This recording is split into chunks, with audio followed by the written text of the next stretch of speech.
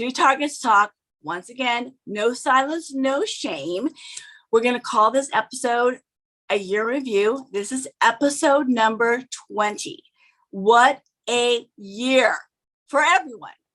We had Justice for Evan. We had a Redefined Retreat. I moved. You had a bunch of parties. But I really want to start this out by the powerful experience you had at Justice for Evan in Ohio. Right. So even if you look at, sometimes I look at how much that I was not doing because I was on a 9-month hiatus. When I look at the two things, the biggest things of the year that we did do, they were just so powerful and moving. So yes, Justice for Evan. I was on a break for 9 months, and then I hear the hashtag Justice for Evan story, and it catapulted me straight out of taking a break back into this work because it was such a moving story. Evan was a 40-year-old who had worked for a company for 20 years. He experienced workplace abuse, just horrific harassment for 6 months. And sadly, he ended up taking his life. And his family and his friends had organized a protest in Ohio. And I was fortunate enough to be able to go. And so many of us were there in spirit along with me.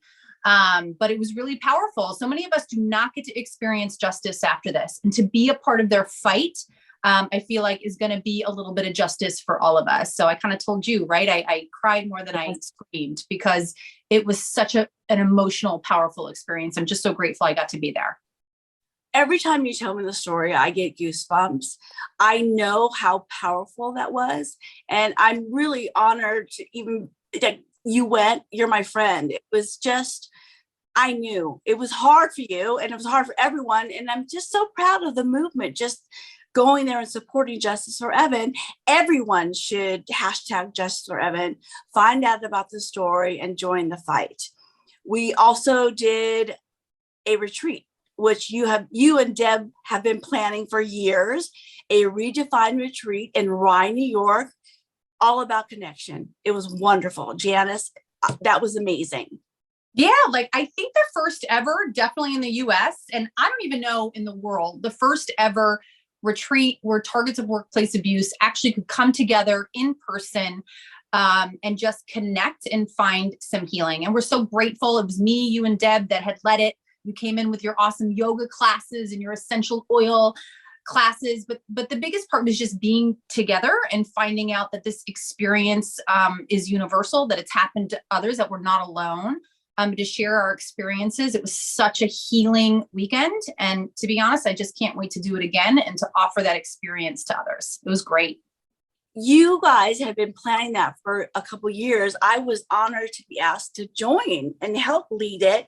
And it was so powerful to hear the stories, and they're all the same. And all of us have moved forward, or we're really working hard at moving forward. It was just a wonderful experience. Thank you for organizing that. That was amazing. And another thing that I want to touch on is that making goals for the new year. Yeah, well, that's the next thing, right? Now, what are we going to do in 2022, Robin? I think that you have an idea of what we can do. Don't plan. The world's changing. You have to flow with it, live your best life, and just keep moving forward. And use self-care as a revolution. Things have been changing so fast. Just be grateful, hug your friends, call your family, talk to people, smile, be kind. Everyone is a little stressed out, a little or a lot, and just be grateful. And move forward, live your best life. You know, I love to quote Oprah all the time. I love my Oprah. So live your best life. Happy New Year 2022. Live your best life.